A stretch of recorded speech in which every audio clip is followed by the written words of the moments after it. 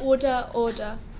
Thank you for joining us today, Ministers, for today's final evidence session of the Youth Select Committee's inquiry into youth violence and social media. So far today, we have heard from youth violence experts, charities working with young people, and tech experts about the link between youth violence and social media. In this session, we'll be hearing from the government ministers about what the government is doing in this space. Can I begin by asking you to introduce yourselves and tell us a bit about your roles, please?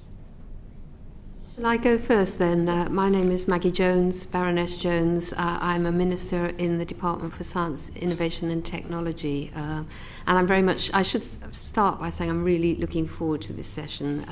I know you were asking the questions and we're meant to be answering them, but I'd be very interested to hear what your perspectives are on these issues as well. And I think this is a great initiative, and I'm really looking forward to the conclusions of your report, which I think will be really helpful to us as we take the issues forward.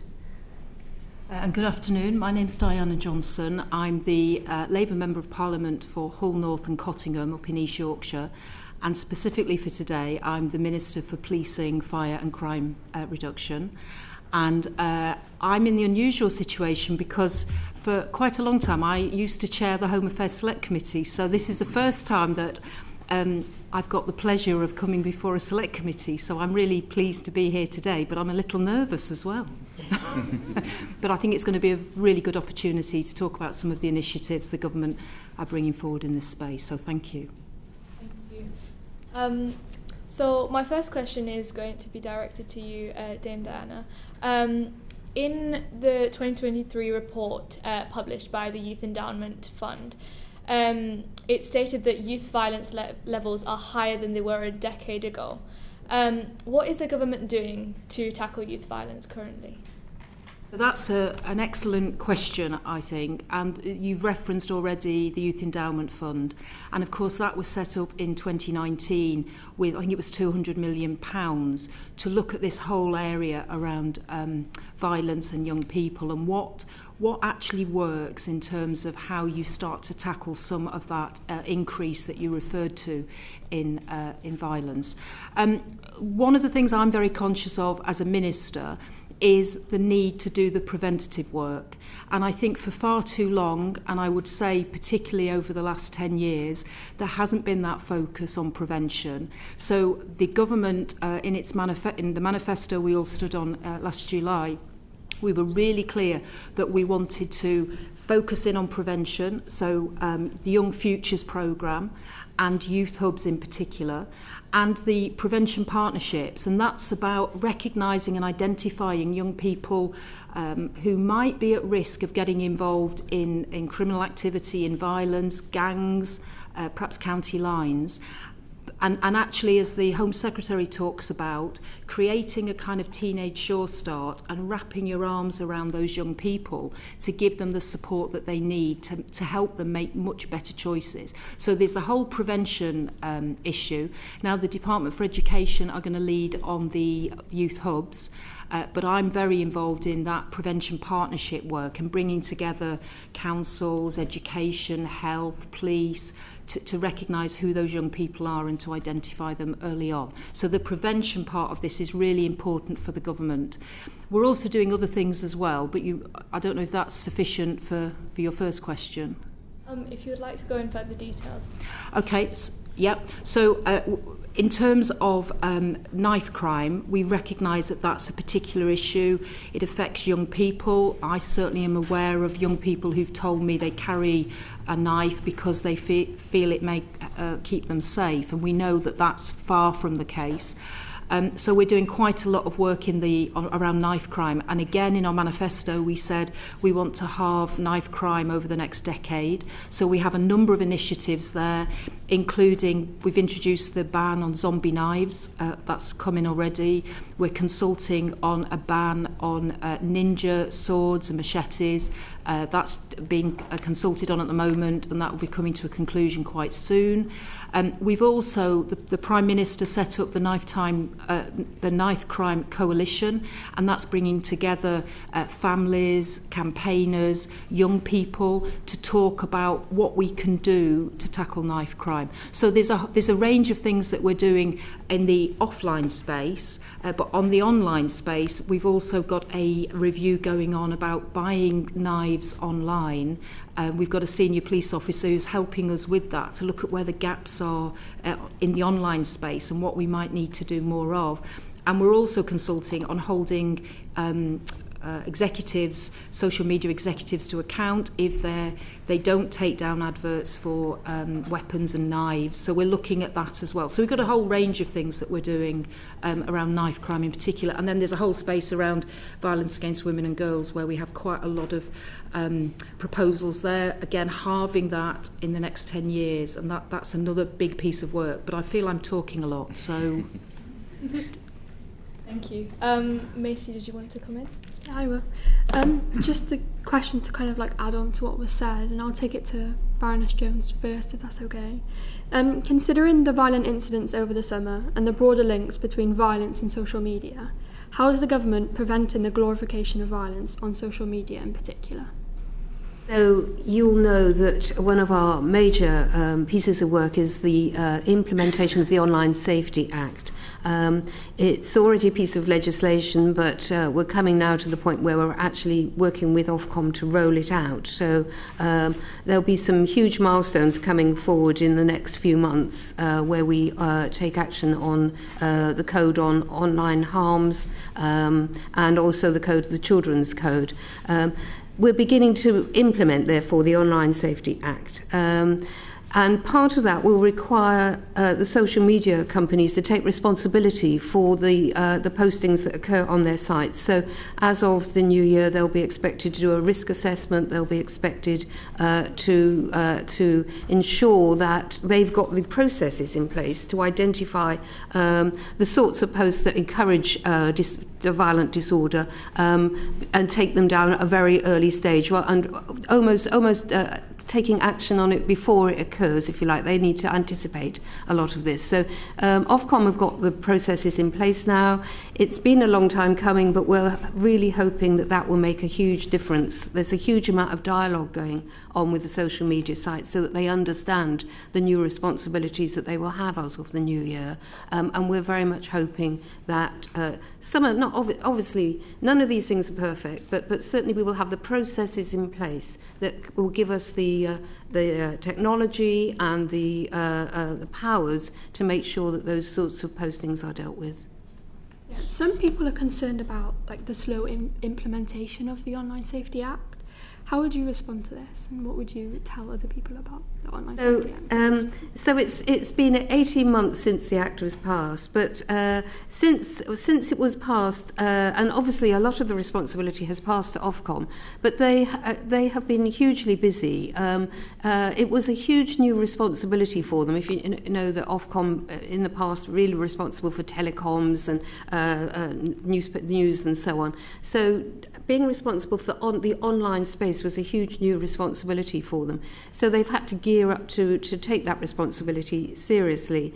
And they've also done a number of consultations. So because these were big new policy areas, they wanted to get it right. So they've consulted with civic society, with the social media sites themselves, with some of the parents of children who unfortunately have been hugely damaged or taken their own lives, for example, as a result of some of the postings that they've seen online. So there's been a very, very wide consultation, and that's helped them build up the codes that they've now developed, which they will implement from the beginning of next year. So it has taken time, but they felt that they wanted to get it, that what they didn't want to just have a policy area, they wanted it to have a comprehensive implementation, and that's what they feel they've got now. They know what they need to do. They've signalled to everybody that change is coming.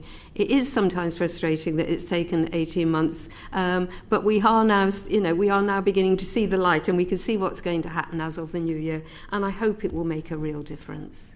Could I just say something about that? Because the Online Safety Act was kicking around in Parliament for years. It took a long time to actually get to become an act for various reasons.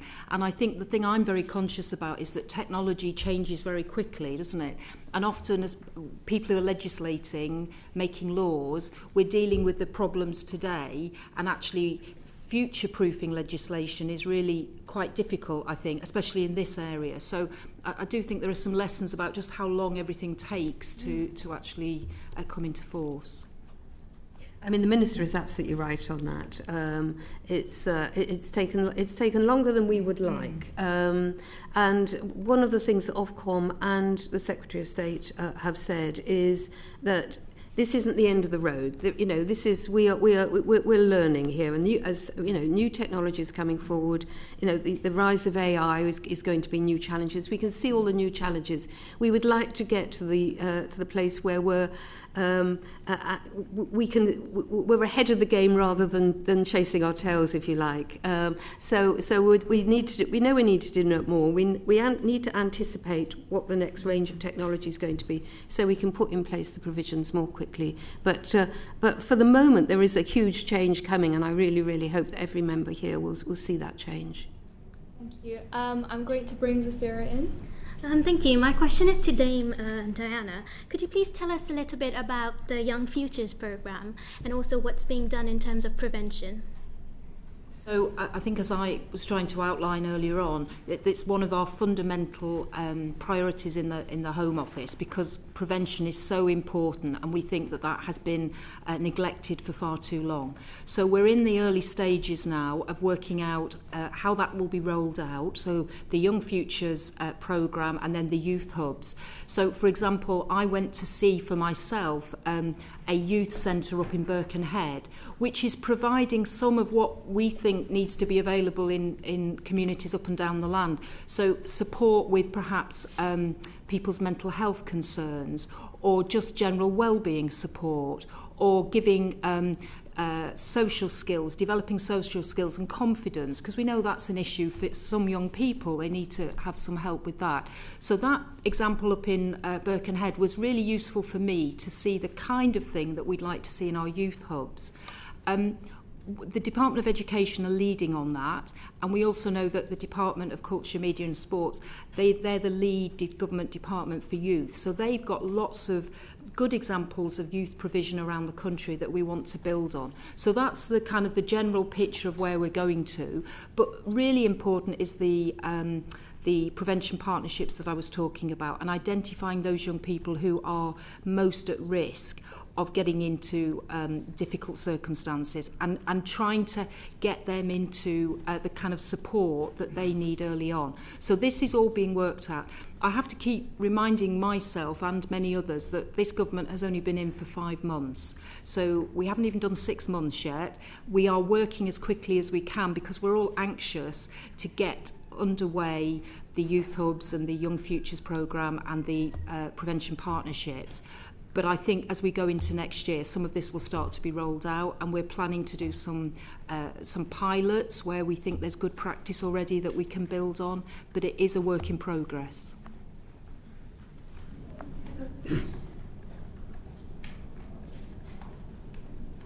Okay, yeah, Sienna first. My question is for Dame Diana. So you talked about how like knife crime and new legislation being rolled out, but how do you plan to kind of tighten up the grey areas in the current legislation? For example, like the like the zombie knife kind of legislation that kind of had a grey area where you could still sell the knife without a slogan, or like the 3-inch knife policy where like young people can still walk around with a 3-inch knife, which is still as dangerous as an actual knife. So is there any plans to kind of make it harder for young people to exploit the kind of current legislation? Well, I think where there are grey areas or there are loopholes in legislation, we want to look at that. And that's one of the reasons I mentioned Stephen Clayman, who's doing this piece of work for us, looking at online sales and where there are gaps and where we perhaps need to take action. So that's happening, and that will be concluded by the beginning of next year. So we where there are gaps, absolutely we want to look at that. The other thing I think it's worth mentioning, and I might bring Nick in as well, is around education. And we know that within schools there's relationship and sex education provision within the curriculum. And I'm really keen, the Department of Education had a review of what that course or those courses should look like. And I'm really keen that knife education is a part of, within schools, the discussions that go on. Because as I said earlier on, I've had young people say to me that they were carrying knives because they felt that was going to keep them safe. And we know all the evidence is that will not keep you safe, and that's not the thing to do. So getting that across in education within schools and colleges is really important as well. So I think it's a combination of absolutely looking at the areas that we need to legislate for, but also that cultural change, I guess, that we need to embed in young people in particular. Nick, is there anything you want to say? Nick works on this area around knife crime. Hi, yes, I'm the head of weapons policy in the Home Office. And as the Minister was saying, we keep the law on knives under review, and we will legislate where we see gaps in the law.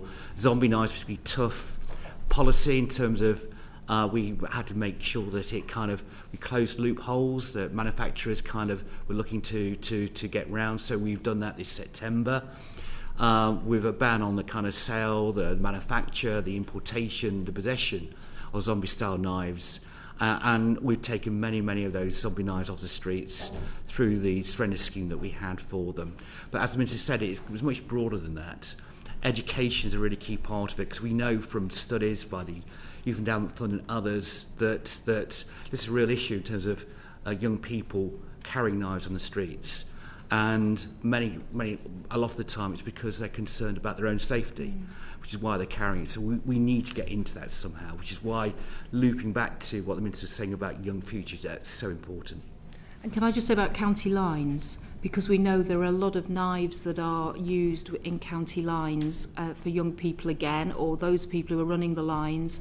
So that's a whole other area that we are making sure that we work on. And in fact, a few weeks ago, it was County Lines Intensification Week, where the police went in and disrupted those lines and recovered a large number of weapons during that particular week. So I know that's another issue for us around, and County Lines is around the drugs that are being exported out from mainly London or other big cities to other areas of the country, and that has to be addressed as well. I'm going to bring Sophie in now. I'd like to direct my question to Baroness Jones. There is an increasing number of schools banning the use of phones within the school site. The Secretary of State for Science, Innovation and Technology has said that there won't be a ban for social media for under 16s. How else can the government ensure young people are staying safe and are protected from potential harm? The first thing to say is that every school should have a policy on whether or not mobile phones are allowed in the school and what their usage should be. So we've already taken action to reinforce that with schools, that every school has to have a policy. And I know some individual schools already ban mobile phones. But the other thing is that we're very keen to look at the evidence on all of this. It's at the moment, well, you will know as well as me that mobile phones sometimes can be an enormous asset in the school. They can be a learning. You can use them for learning. You can use them in terms of personal contacts that you need to make. It's not as straightforward as just having a complete ban on the use of the phones. But we want to make sure that we really understand and get under the skin of all of this. So we have just launched a huge research project which is going to look at these issues that will properly inform the policy, because we don't want to just do something on the hoof. We actually want to make sure that we get it right. So there is this piece of research taking place that will inform us, and we will actually learn for the first time properly what, if any, are the harms of young people using mobile phones, having mobile phones, or having excessive use of those phones. So we are taking steps, but it is a complex issue, and we want to get it right. So you'll have to bear with us on this, but it's not an issue that we're not taking seriously. We're taking it very seriously, and a lot of parents, as you will know, are campaigning that children shouldn't have mobile phones. So there's a big issue around all of that, and I would say, say, and this comes back to media literacy, is the whole issue of media literacy, that parents and children, we can do so much more to educate people about the potential of technology, but also the threats and potential harms of technology. And people need to be much more aware, children need to be much more aware that the person that they think they're talking to down the line isn't necessarily who they're actually talking to. It sounds simple to say it, but the people who are the tricksters and the ones who are trying to get under the skin of these people have very, very sophisticated ways of undermining the protections that we're trying to put in place. So it's a huge issue. We want to get it right. Obviously, we're very concerned about some of the stories that we're reading about the damage that mobile phone use is having on young people, but we need the proper evidence before we actually make a decision on it. I'm going to bring Sophia in. Thank you. Baroness Jones, you just mentioned about media literacy, and I'm curious to know what that looks like. I know the UK Youth Parliament fully supports that. It is a part of our manifesto for this year to firmly integrate media literacy into the school curriculum. So how will that look like in your assessment? And also, Dame Diana, if you want to come in and tell us about how the Department of Science, Innovation and Technology is working with Department of Education to bring that change. Thank you. Yes, so on media literacy, we've been up till now. We've been funding a number of series of pilots, which have been going out into communities, either working in community centres or indeed in schools, and looking at how best to get that message across. It sounds like an easy thing to say, but it is much more.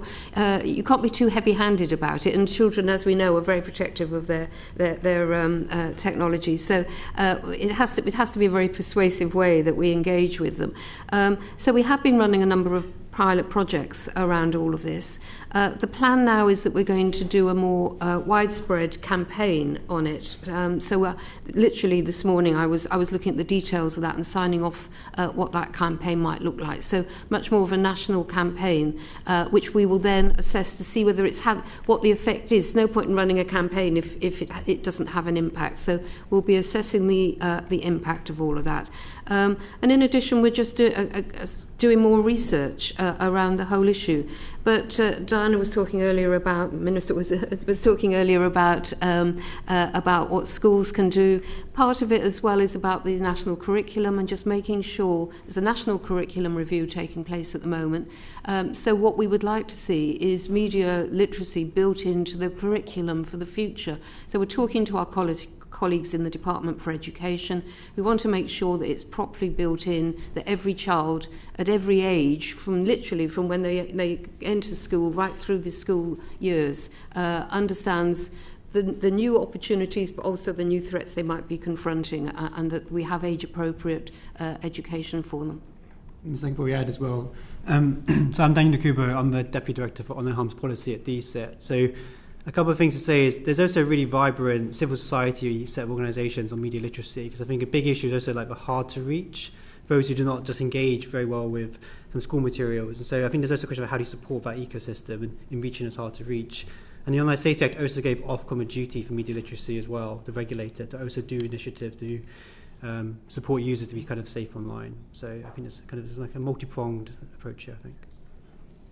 And I'd support really what Baroness Jones says about my issue is about keeping young people safe on the internet, on social media, and I suppose that's part of the educational programme that we'd like to see. So, issues around getting seeing grooming going on online, recognising what that is really important for a young person. And I think, the way that social media can be used by gangs, and I've mentioned county lines already. So there's a whole area there about keeping yourself safe that needs to be part of any media education for young people. Thank you. I'm going to bring in Monia now. Thank you. This is for both of you, really. How would you say the government are considering the views of young people as policy is being developed? Well, we talk to young people. It's a very good question, and that's why I was very keen to come along today. But I go out to schools. I talk to as many young people as I can. I think it's really important, particularly in my responsibilities for online safety. The next generation is absolutely critical to have their views taken seriously. So, of course, this is a fantastic initiative here. But we do engage. We engage in all sorts of ways with the youth organisations, the charities out there. We're in constant listening mode on this. Online safety is an area where we don't think we've got necessarily all the answers. We, by virtue of our age, we don't necessarily understand how young people are using social media, for example. So you are the best people to tell us what's working and what's not working. And some of us have quite old-fashioned in our views and understanding of all of that. So we need to keep up to date, and you are the best people to educate us about that. So there is a constant dialogue with all sorts of different organisations going on, and of course we're engaged with the schools programme as well. And I'm particularly interested in this area because of the Young Futures programme and the youth hubs, because it's all very well someone of my age saying, well, this is what I think young people would like to have, whereas actually what we need to know is what you all think would be important and would help.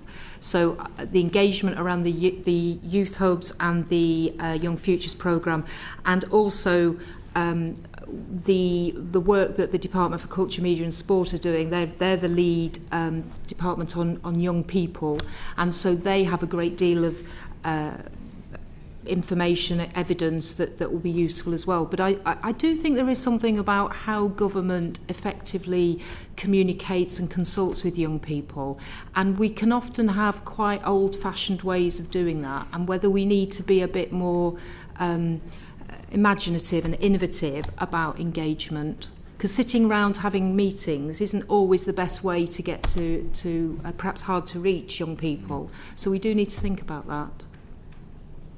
Baroness Jones, previously you mentioned the Online Safety Act and its delay, so I was curious as to what else you would describe as the main challenges in educating family and friends about social media and staying safe online, and how else you want to address these. Okay, so as I think I've said, we don't think that the Online Safety Act is the end of the road in terms of legislation. We are looking already, Ofcom and ourselves are both looking at what else we need to do in terms of the new challenges that are coming forward. But in terms of making sure we stay up to date and making sure our legislation is up to date, it's very much what we call an iterative process. So we're engaging, we're listening, we're talking to people about that whole programme. And it goes back to what we were saying about media literacy as well. So we want to make sure that everybody understands what being safe really looks like. And we've got a huge job of work to do that. So I think if we can roll out a good media literacy campaign, it will begin to address some of the issues that we're still identifying, because we can't solve everything through legislation. The very fact that it's taken us 3 years or something to get the Online Safety Act up and running is a sign that not everything can be done in that way. With the best will in the world, and as ambitious politicians as we are, that we want to get this right. So we need to find other ways of achieving our goals. And it does also mean having a really good relationship with the social media companies, because they bear a lot of responsibility for all of this. They shouldn't be waiting for us to tell them what to do. They need to put the proper processes in place in the first place. It's something that we call safety by design. If they're designing new products, they should make sure that safety is built into it, and particularly safety for young people is built into a product, rather than us having to tell them afterwards that it's having a damaging effect. So under the Online Safety Act, they will have that responsibility to apply safety by design for their products, and we hope that they will step up to the mark and take more responsibility for the impact that their products have. Thank you. I'm going to hand over to Manel now. Thank you. My question is actually directed to Baroness Jones again. So The rise in the use of social media, especially post-pandemic, has also meant that there's a rise in children and young people viewing really like violent and harmful content on it. How does this government's approach to tackling online safety differ from the previous governments?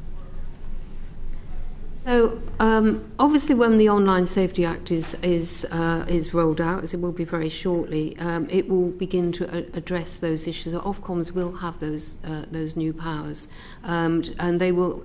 It is a priority area. I mean, I was just looking actually. In terms of the priority offences on the Online Safety Act.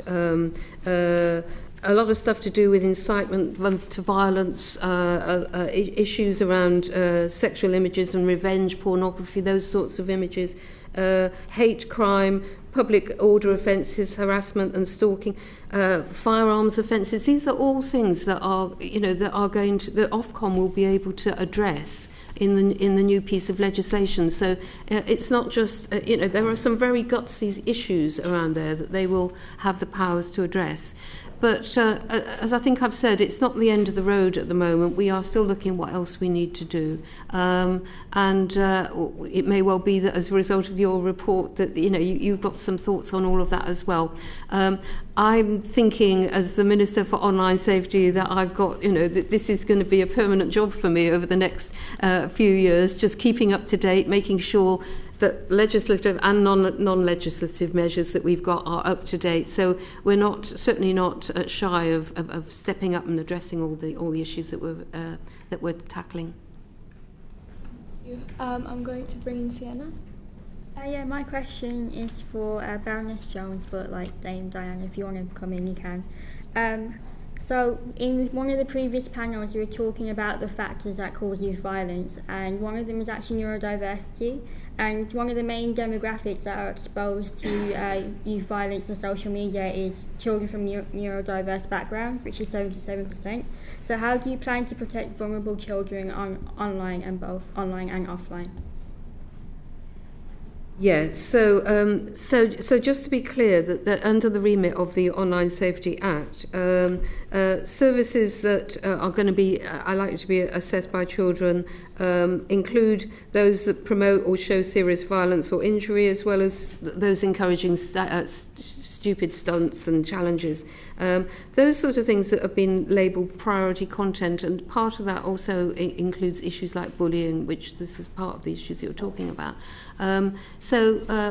Obviously, we want to give children free expression. So this isn't about stopping debate, stopping children to be able to express an opinion. There will be divergent opinions, but we want to make sure that it's done in a safe space, and that's the important thing. So under the Online Safety Act, that's what the social media companies will have to create, that safe space for children at different age groups, and there'll be different protections for different age groups, to have those to be able to debate and raise issues that matter to them in that safe space, and that's really important to us.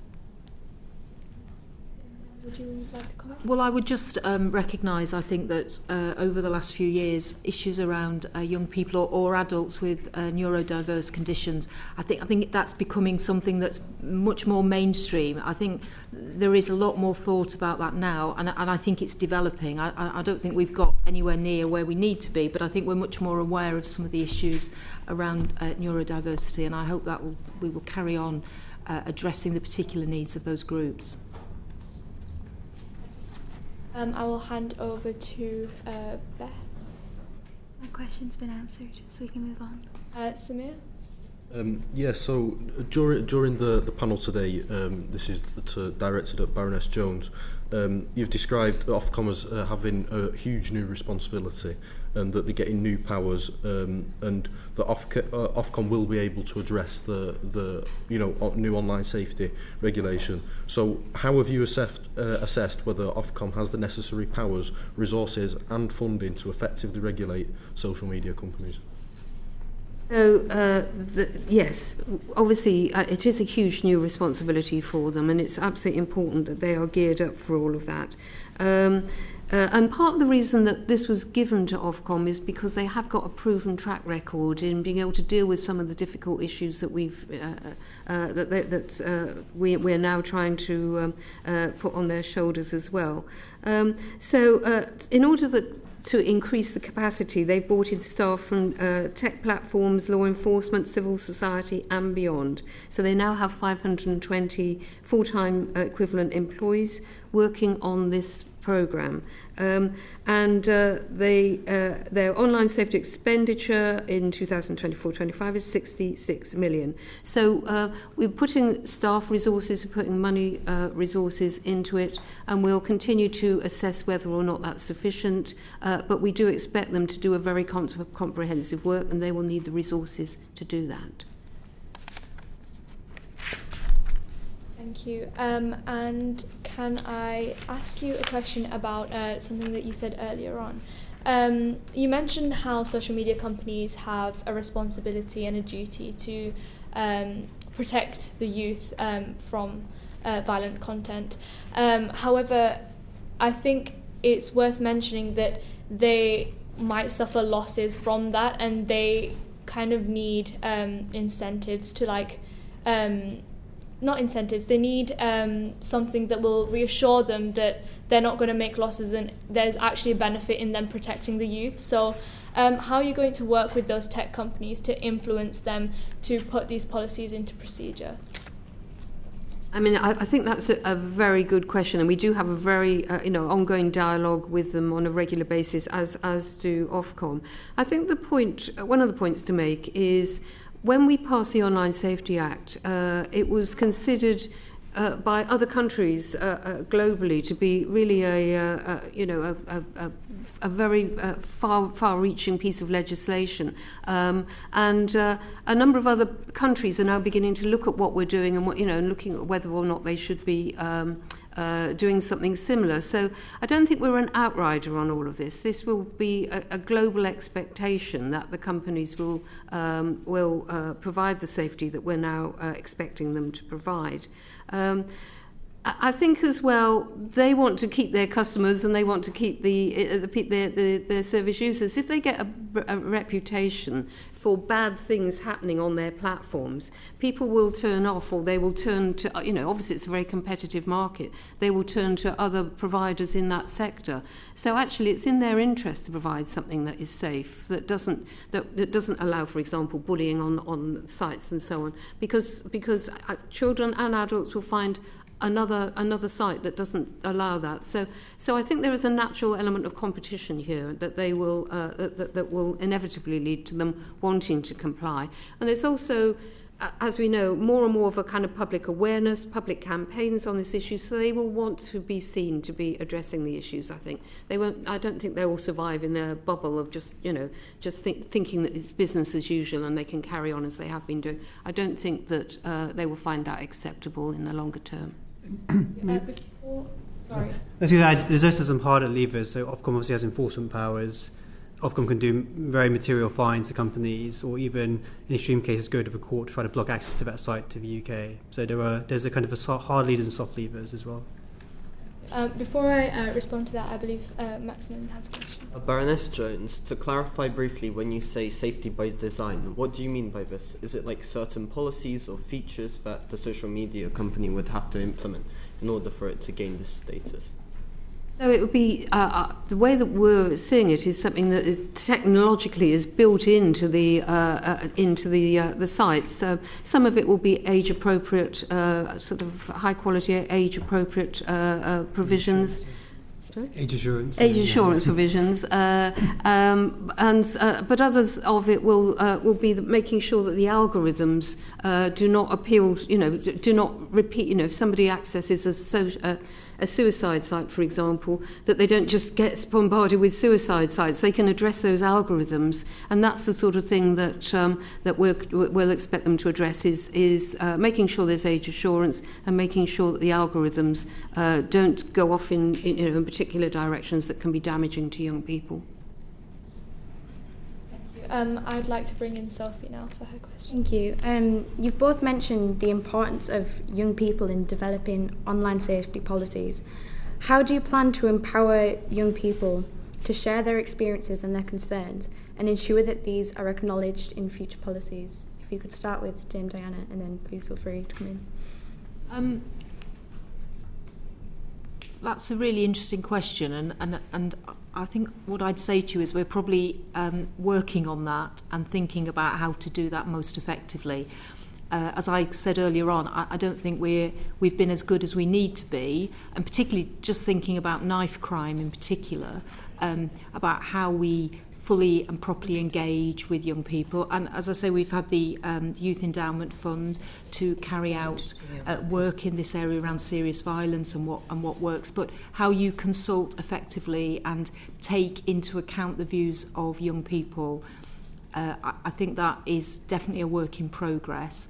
And you're making me think very much now about, when I go back to the department, how I'm going to say to the officials, so exactly how are young people being engaged around the Young Futures programme? Because I want to make sure that their voices are in there and around the youth hubs. And so for me, I mean, I as I referred to that visit I made to Birkenhead, where I had the chance to sit in a room and talk to young people about what they felt was important. So me hearing that is really good, but we need to do that across, particularly the Home Office, but across, I think, all departments. Young people's voices need to be heard. I would say, it starts at an early age as well, where we need to give children the confidence to speak, to speak up. Part of this goes back to the curriculum that, people, it is not just about the skills of reading and writing, it's the skills of being able to speak your mind, to quantify your thoughts, speak your mind and persuade people. And increasingly, I would like to think that that's happening in schools, that young people are being encouraged to do that. I know the schools that I go to have very active schools councils, for example, and that's a great training ground for giving people the confidence to go beyond that.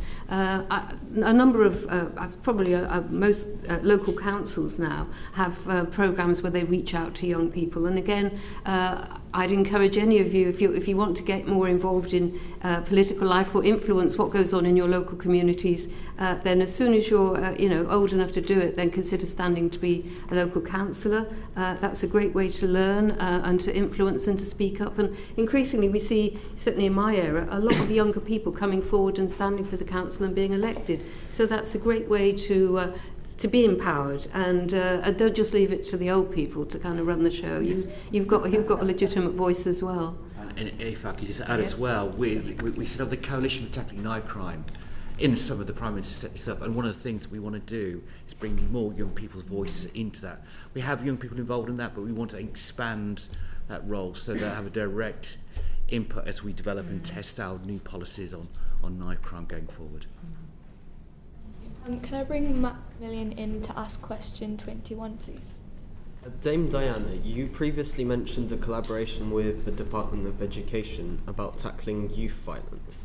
How are other different government departments working together to tackle this issue? So this government has 5 missions, and one of the missions is around safer streets, and within that sits the issues around, as I've said, halving violence against women and girls and halving knife crime over the next decade, improving confidence in the police and in the criminal justice system. So that mission, whilst it sits in the Home Office, it's actually across government. So I think I've already mentioned about the work with the Department for Education, which is so important around youth hubs, work with the Department for Culture, Media and Sports, because they are the lead government department on young people. But obviously there are issues there for the health department as well, because we want to make sure that people have healthy and long lives, and that's really important in tackling some of the issues around, say, knife crime in particular. So what I'm trying to get across is that whilst we're the lead department, we are having lots of conversations across government, and the Prime Minister has made it really clear this is about a whole government approach to tackling these issues. one department or one area is not going to deal with some of the fundamental problems we're discussing today around particularly violence against women and girls. That's not going to be something the Home Office will solve on its own. That has to be education, it has to be health, it has to be all the other different departments, local government as well. Thank you. Zafira? Yeah. My question is from both of you. Do you think that the disincentives in the Online Safety Act are sufficient to change their practices of social media companies? Yes, well, I do. Yes, absolutely. And Ofcom have made it clear that that they are they are ready to go, and they will start taking action against some of the big social media platforms. And they do have huge powers, fining powers, and So I think the social media companies, once they see that Ofcom are serious about this, they will take action, because, as I say, the fining powers, 10% of their turnover and so on, would have a huge detrimental effect if they don't play ball. Again, it goes back to what happens internationally as well, because the more we do this on an international basis, so the more the social media companies can't just think, well, we won't do that in the UK anymore, but we'll go to Germany and instead. The more we have a united international approach to all of this, I think the more the more effective we will be. So it's the fines, so the political pressure and the international collaboration, I think, will make a difference. And what I would say is that the Act was passed under a different government in the last Parliament. I think there was quite a lot of cross-party support for the bill. But we are where we are now. This is the bill the Act of Parliament that Baroness Jones and DSIT are using, are working with. And I think Baroness Jones has already said this is the start of things, really, isn't it? And things the department may decide in the future there needs to be further reform and change. But this is the Act that we've, I guess, inherited. Yes. Thank you. Before I hand over to Sienna, please can I ask, you mentioned that you're working internationally. How is that taking place? So, yes, so we have a number of international links, international bodies where we meet together, a lot of, and where we share best practice on an international basis. We also set standards, international standards on an international basis. Some of them are done through United Nations, some of them done through other organisations like the World Trade Organization. So there is a huge range of different international bodies that set the standards of how technology should be used, how technology should be used across borders, so that it's accountable across borders. So there is a big framework, a huge framework of international debate and regulation that takes place. And also, previously, Dame Diana, you mentioned that there are cross-government works that are going on. Are there structures in place to facilitate this, and what does that look like? So within the mission that I was talking about, the Safer Streets mission, yes, there are governmental boards that sit. There's a Safer Streets mission board. In fact, that met just yesterday, and that's where you get ministers from all the different departments coming together. On the youth hubs, there is a subcommittee that's chaired by education and the DCMS ministers. So that's sitting and working together. And then obviously I'm very interested in that. I sit on that, and I'm focusing on the prevention partnerships, bringing those public sector bodies and organisations together with those names of young people, so we can make sure that the targeted response goes in to assist those young people. So yes, there are structures in place. Again, these have been set up since July, when the new government came into place. So we have our first meeting of that sub-board around the youth hubs early in the new year. Anna, do you want to come in? Yeah, my question is for Baroness Jones. Like, you previously mentioned that social media companies want to keep customers and they don't want to gain a bad reputation. So how are you going to encourage social media companies to take accountability for the negative algorithms that are promoting youth violence and all these negative things? And how are you going to encourage them to enforce the regulations and the new recommendations by the government?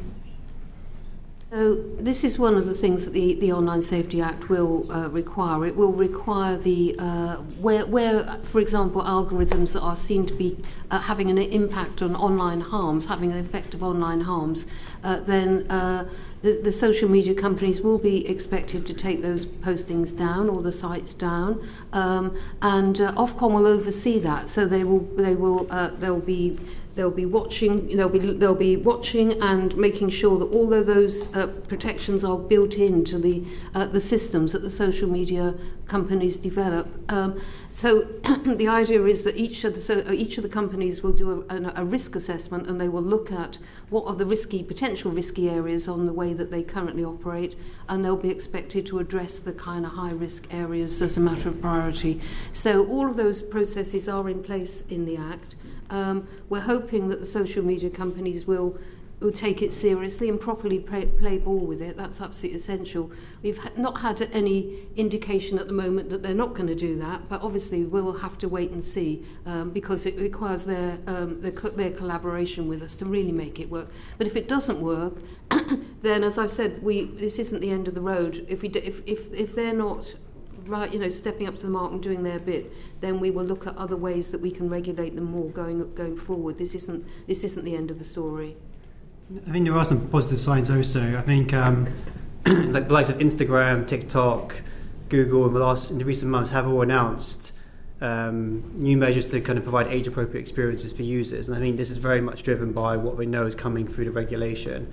Now, it's not saying they've kind of gone far enough yet, but it's very clear they're all thinking very seriously about this. And as the Minister said, they're going to have to use a highly effective age assurance, stop children accessing harmful content. They're going to have to tackle algorithms so they're not promoting harmful content. And they've got to make it easy for children to report content and make sure it gets taken down straight away. Those are quite some real safety by design features which should make a real difference here. And we are seeing some early signs, but Ofcom said watching for more. I'm going to open the floor to any other questions that committee members may have. No? Okay, so our final question. Yep. Yeah, go on. My question again is for Dame Diana. How are you going to encourage the police to kind of evolve so young people can trust them more, whether that be to try and avoid adultification or have a more trauma-enforced approach? That's an excellent question, and that is one that certainly I'm very conscious of in terms of the points you're raising. I think it's fair to say an approach that recognises the trauma, particularly of young people, is something I know the police are looking at, are very interested in, so that is underway already. And of course there's more to do, and of course you'll know that we have 43 police forces in this country, and whilst there is guidance about good practice and how police officers should use their powers and responsibilities, I think there's more that can be done, but certainly recognising that issue around a trauma approach is fundamental. And I think again we've come a long way in recent years because that wasn't always the case, and so that's helpful. And then the other part of your question what was the other part of your question? You just repeat it? About adultification of young people by the police. Yes, and again, that's another important point, and particularly in certain communities, within the black community, that there is a real issue there around the adultification of children, and that's something, again, that I'm very conscious of. There's conversations already ongoing with the police about that and how you tackle that, particularly, as I say, because it's certain communities that affects more disproportionately than others. So that is all being looked at, but it's an excellent question. Does anybody have any other questions? No? Okay, so finally, I'd just like to ask, what is your vision for the social media landscape and youth safety within the next 5 years? Just in a brief statement from both of you. So I would say that I think we should see the great opportunities that technology and social media can bring to this country. It does in all sorts of ways. It can enhance our lives, give us access to more information, help us to reach out, globally across to other nations. It has huge potential, but we also know what the risks are. And my vision is that we remove as many of those risks as we can. We make it a safe space, and we really maximise the benefit of social media. I don't want us to feel that it won't have a role to play in the future. I think it will, but I want it to be properly regulated, listening to what people really want of it, and to be a much more responsive and enabling force rather than something that people fear. Just quickly as well, with that, which goals do you think you could achieve within the next 5 years that you currently have? Well, we were talking earlier about safety by design. If all of the social media companies literally took that seriously, so they addressed the algorithm problems that we were talking about, they put in place processes that would automatically track the known culprits who were putting damaging posts up or trying to trick young people or whatever. There will increasingly be ways that the people who are trying to perpetrate harms can be identified, and I would like to think that the social media companies will step up to that and play their part. Yeah, well, I think Baroness Jones has said what her vision is, and I completely agree with that. And I think for me as well, closing down the opportunities for those who wish to do us harm, or particularly to cause distress or upset to young people, I think that would be one of the things that I'd be focused on. But I suppose it's the criminals who are using social media in a way that we want to try and make sure that they are closed down from doing that. That would be important to me. That concludes our session for today. So thank you very much for joining us. If there are any things that you wanted to raise that you haven't been able to currently, we do have our written evidence still open, and that's on the UK Parliament website. But yeah, thank you for joining us. Order.